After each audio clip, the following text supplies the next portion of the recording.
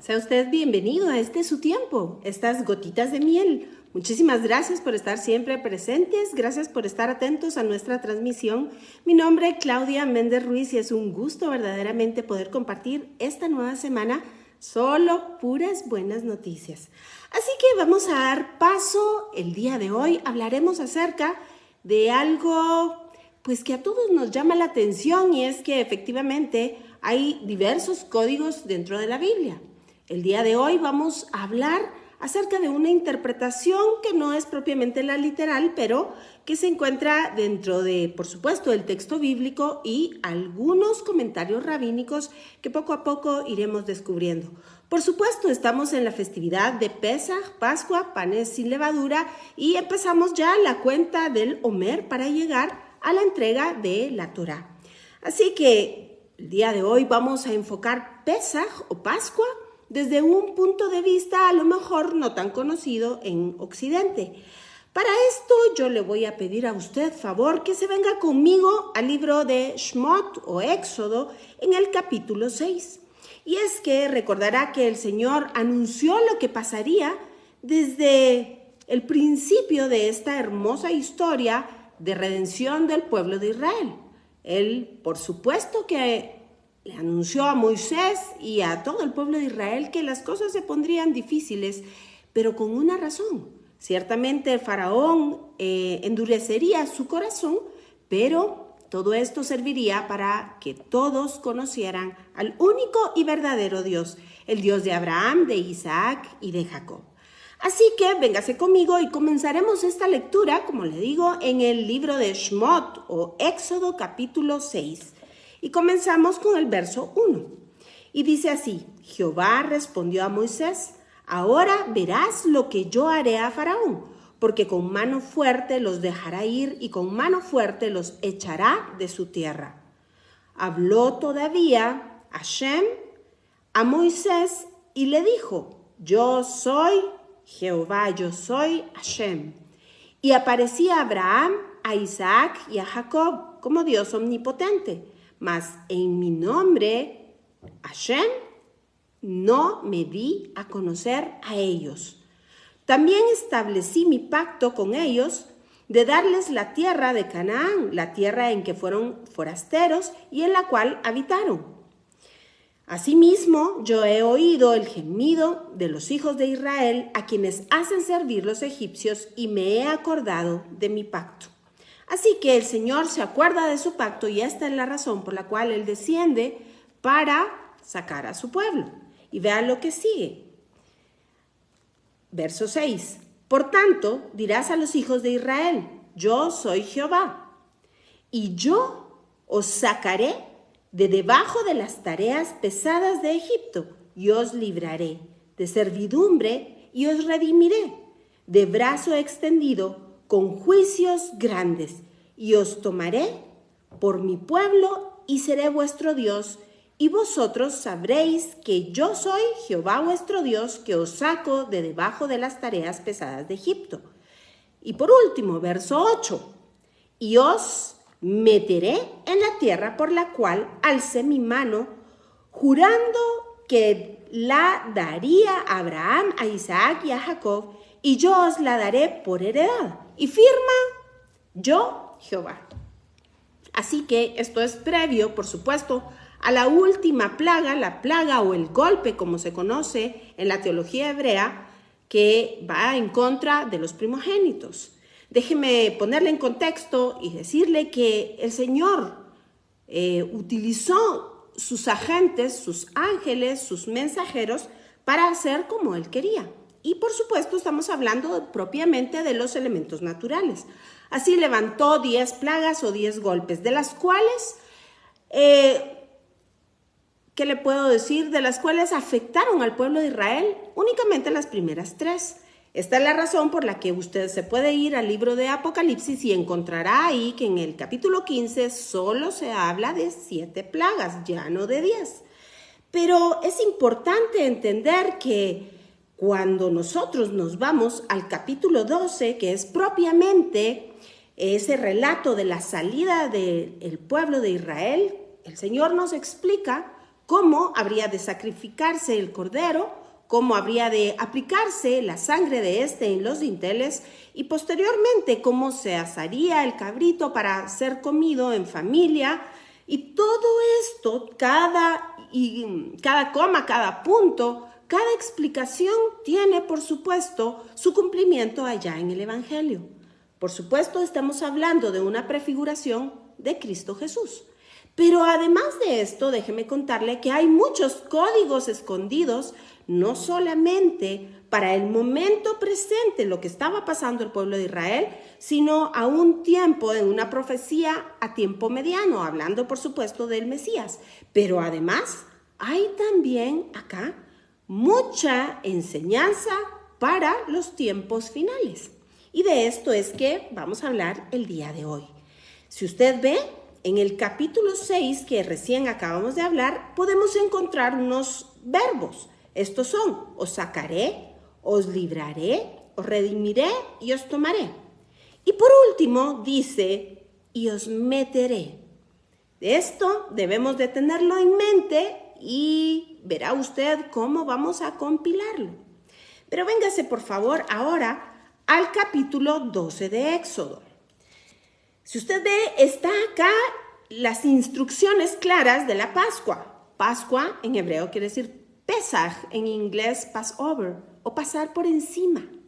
Recuérdese usted que el Señor nos explica en el libro de Éxodo que estas plagas que Él permitió que sucedieran contra el pueblo egipcio van en contra de cada una de las deidades que ellos le rendían culto. Esto es importante entender.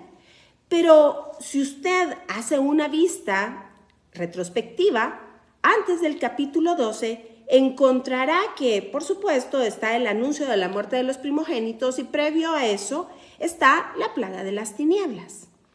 Y aquí quiero hacer una analogía importante para poder entender estos códigos de los cuales el día de hoy le estoy hablando. Y es que esta salida del pueblo de Israel de Egipto es prácticamente el nacimiento de una nación. Es así como el pueblo fue sacado con mano poderosa y fuerte, la mano de Dios, y recordará usted que abrió el Señor el mar y el pueblo pasó y caminó por tierra seca. Esto es una precisa y preciosa prefiguración que usted puede imaginarse con un bebé naciendo. Y usted verá, si regresamos a la plaga de las tinieblas, veremos que en el vientre materno los bebés están en completa oscuridad, rodeados de líquido amniótico o de agua. Y cuando nacen, pues precisamente se rompe la fuente y sale y da a luz el bebé, nace el bebé. Pero vamos a ver la historia bíblica. Si usted ve el pueblo de Israel, aunque si se pone a leer perfectamente, encontrará que mientras todo Egipto estaba a oscuras, el pueblo de Israel permanecía con luz. Luego se anuncia la muerte de los primogénitos, pero en el pueblo de Israel, gracias a haber seguido las instrucciones de sacrificar víctima inocente, los primogénitos de Israel nacen con vida, están con vida, permanecen con vida, mientras que los egipcios, incluso de las bestias, mueren. Igual pasa en un parto, pero caminemos un poquito más. Vamos a la Pascua del Señor, vamos a las instrucciones del Señor y vemos cómo efectivamente, rápidamente, tienen que salir en tiempo determinado. Caminan y recuerda usted que el Señor les da las instrucciones. El pueblo de Israel no va por el camino que solía ser el más transitado ni el más fácil, porque ahí se encontraban los filisteos. Así que Dios les da instrucciones de por dónde ir. Pero déjeme decirle que antes de la salida a la libertad, entre Egipto y esa preciosa libertad que, aunque es en el desierto, es libertad, ellos encuentran un tremendo obstáculo, ni más ni menos que es el mar de juncos. Déjeme decirle que hay un error de interpretación y no debiésemos traducirlo como el mar rojo, sino el mar de juncos. porque además, si usted ve la ubicación geográfica, encontrará que efectivamente esta sí obedece a la salida del pueblo de Israel de Egipto, mientras que en la otra probablemente no. Pero quiero además y sumar a lo que le estoy platicando una anotación importante, y es que véngase en el mismo capítulo 12, en donde Dios da toda la explicación de la muerte del corderito inocente, la aplicación de la sangre, posteriormente la forma en la que debe de cocinarse. Quiero prestar atención el día de hoy al verso 14 del capítulo 12, libro de Shmot o libro de Éxodo, y dice así: y este día os será en memoria, y lo celebraréis como fiesta solemne para Jehová durante vuestras generaciones. Por estatuto perpetuo lo celebraréis. 7 días comeréis panes sin levadura, y así el primer día haréis que no haya levadura en vuestra casa, porque cualquiera que comiere leudado, desde el primer día hasta el 7º será cortado de Israel. El primer día habrá santa convocación, y asimismo en el 7º día tendréis una santa convocación. Ninguna obra se hará en ellos, excepto solamente que preparéis lo que cada cual haya de comer, y guardaréis la fiesta de los panes sin levadura. Y quiero prestar atención al verso 15, porque menciona 2 veces la levadura. 7 días comeréis panes sin levadura, y así el primer día haréis que no haya levadura. Y luego dice que no haya levadura en vuestras casas, porque cualquiera que comiere leudado, desde el primer día hasta el 7º día, será cortado de Israel. Déjeme contarle que aquí hay 2 palabras que utiliza el hebreo para hablar acerca de la levadura. Una es seor y la otra es hametz. Y esto es muy importante porque véngase conmigo, por favor, y esto lo vamos a hacer entre paréntesis, a 1 Corintios 5. Acompáñenme para allá, verso 6. Y Pablo nos explica precisamente cuál era la prefiguración allá en Éxodo. 1 Corintios 5, verso 6, y dice: no es buena vuestra jactancia. ¿No sabéis que un poco de levadura leuda toda la masa?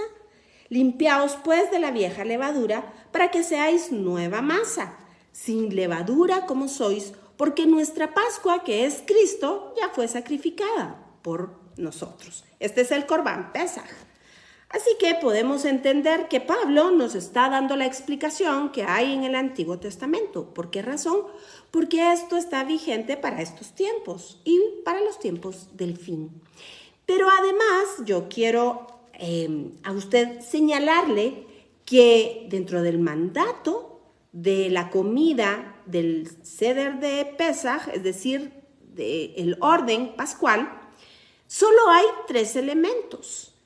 Y ya entendemos que hay un corderito que representa, por supuesto, a Cristo. El pan sin levadura, por supuesto, es también Cristo Jesús. Y están los vegetales amargos. Y es que si usted revisa todo el capítulo 12 de Éxodo, donde se da la orden, Dios da la orden de cómo celebrar la cena de Pascua, no encontrará vino. Pero sabemos que en el antiguo Israel, incluso Jesús mismo, aunque no cenó la cena pascual, sino la jajaná, esto es un día antes, la preparación de la Pascua. Y déjeme decirle que esto es propio del pueblo de Israel y hasta el día de hoy se celebra la jajaná previa a Pesaj. Así que lo que vemos en el Evangelio que Jesucristo hace es la preparación de la Pascua o jajaná. Esto es una explicación del mandamiento.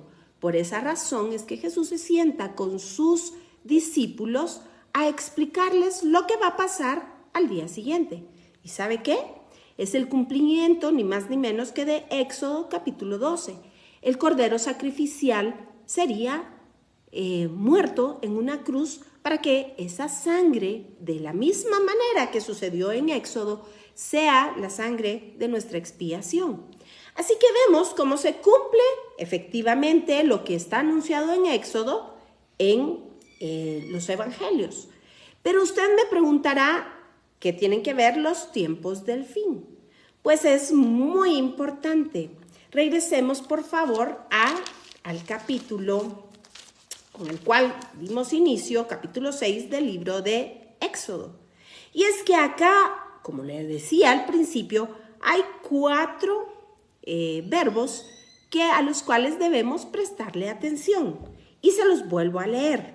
Y dice, por tanto, dirás a los hijos de Israel, yo Jehová, y yo os sacaré de debajo de las tareas pesadas de Egipto, y os libraré de su servidumbre, y os redimiré con un brazo extendido y con juicios grandes, y os tomaré por mi pueblo, y seré vuestro Dios, y vosotros sabréis que yo soy Jehová, vuestro Dios, que os saco de debajo de las tareas pesadas de Egipto. Hasta acá, 4 verbos. Pero además en el verso 8 se nos cuela un verso más. Y ahora le explico por qué le digo que se nos cuela un verso más. Y dice así: y os meteré en la tierra por la cual alcé mi mano jurando que la daría a Abraham, a Isaac y a Jacob, y yo os la daré por heredad, yo Jehová.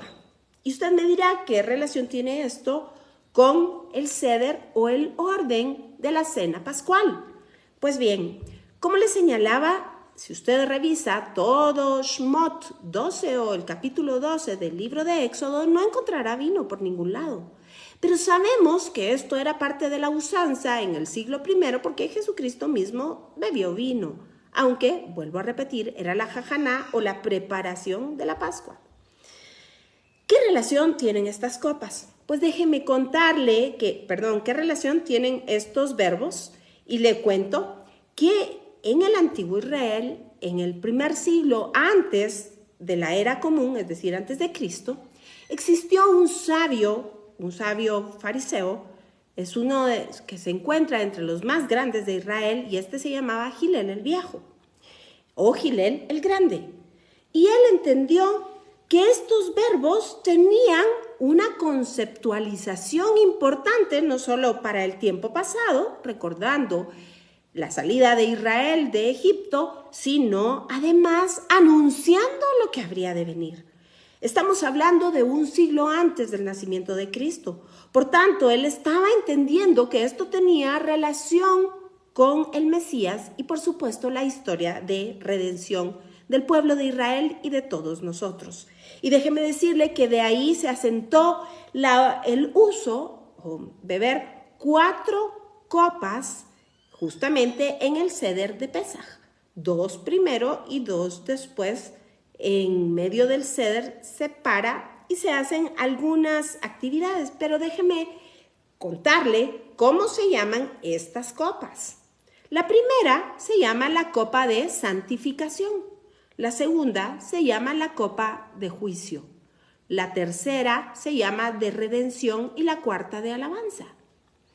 Pero esta quinta, este último verbo, y os meteré, queda en el limbo. Así que, de acuerdo a la usanza, se estableció que esta última copa se puede o no poner. Las otras 4 son indispensables dentro del Seder de Pesaj, pero esta última es optativo, es opcional ponerla o no. Y es que se le dio el nombre de Elías.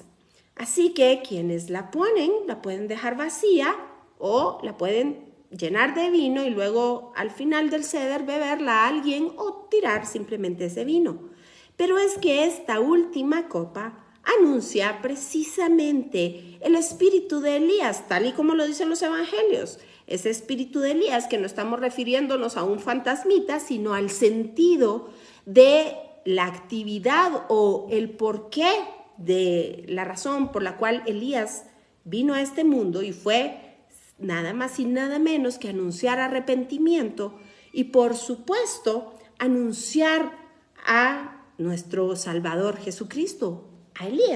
Elías anunció a Jesucristo en manera de sombra, Pero allá en el Evangelio leemos claramente que Juan el Bautista tenía este espíritu de Elías, es decir, el espíritu de la santidad, el espíritu de la revelación del Cristo. Y es por esto que recordará usted que cuando ve a Jesucristo, que eran primos, déjeme decirle, anuncia al Cordero de Dios que quita el pecado del mundo.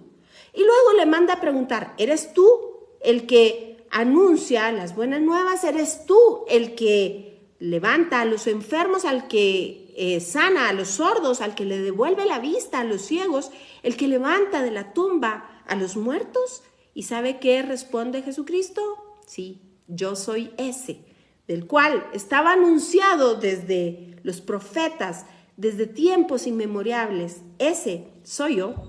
Así que vemos que estas 4 copas tienen una relación directa con la historia de salvación, la historia de redención. La primera, os sacaré, es la santificación, los apartó. Dios apartó a su pueblo desde la tercera plaga, déjeme decirle, 3 los afectaron y de ahí en adelante el pueblo de Israel ya no sufrió. Por supuesto que tampoco, déjeme decirle, sufrieron de la misma manera que sufrió Egipto. Y luego os libraré, este es juicio contra todas las deidades, y os redimiré, es la copa de redención, y luego os tomaré la alabanza. Por esta razón, el pueblo de Israel, después que atravesó el mar, cantó alabanzas al Señor. Y esto nos trae otro código encriptado ahí.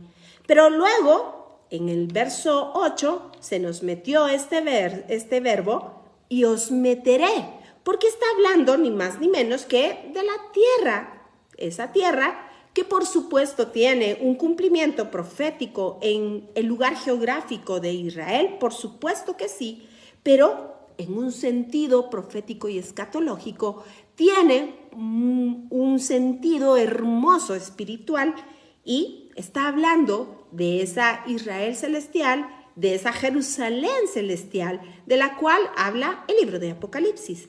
Le vuelvo a leer el verso, y os meteré en la tierra por la cual alcé mi mano, jurando que la daría a Abraham, a Isaac y a Jacob, y yo os la daré por heredad, yo Jehová.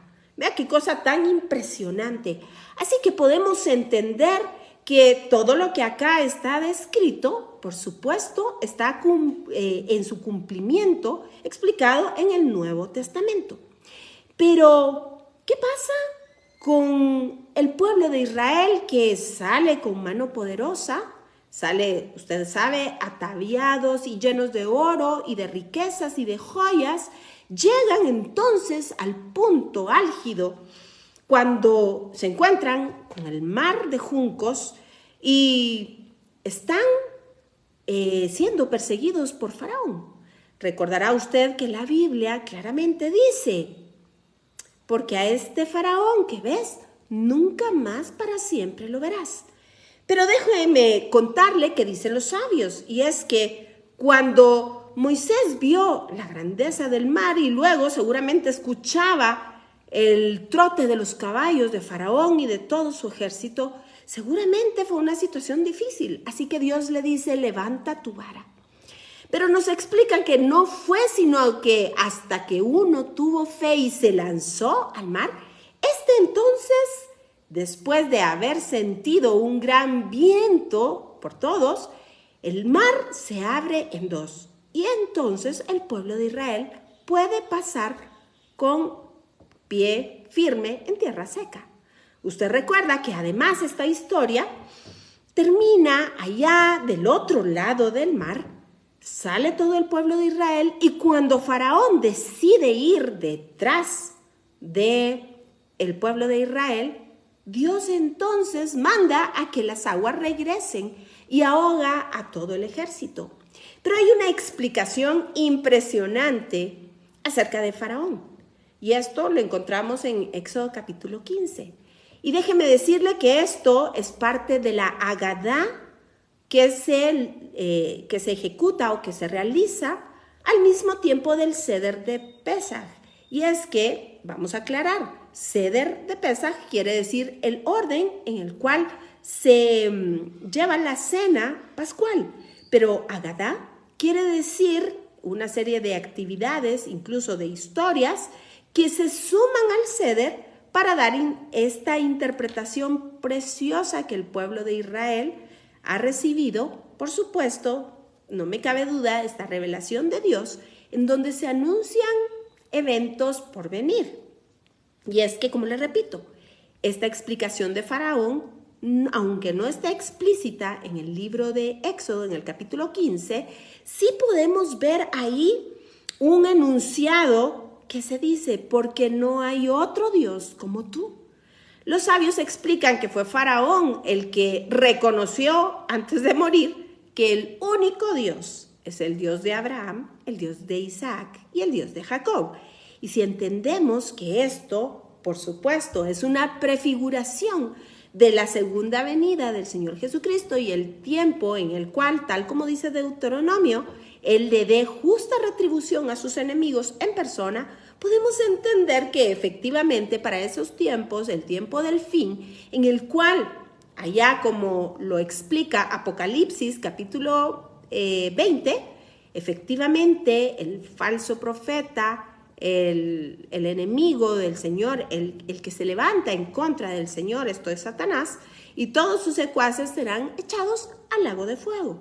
¿Ve usted las similitudes? Pero además quiero contarle otra cosita, ya que nos quedan muy pocos minutos, y véngase conmigo precisamente a Éxodo en el capítulo 15. Y es que encontraremos acá que el título, si usted utiliza Reina Valera, dice Cántico de Moisés y de María. Y usted lo puede leer y es verdaderamente hermoso. Pero explican los sabios que aquí hay una serie de códigos ocultos que bien hacemos en entender.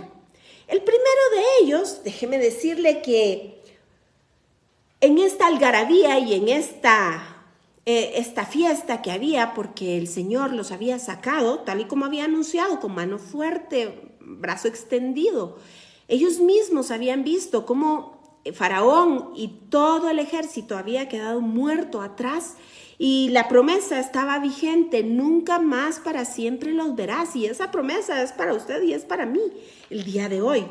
Entonces, las mujeres se alistan para danzar, pero déjeme contarle que hay algo muy curioso en la lengua original en donde está escrito, por supuesto, el hebreo bíblico, y es que siendo que Moisés y todo el pueblo de Israel estaban apreciando que sus enemigos acababan de quedar muertos atrás de ellos, lo lógico es cantar o alabar al Señor por las obras pasadas que acaban de ver.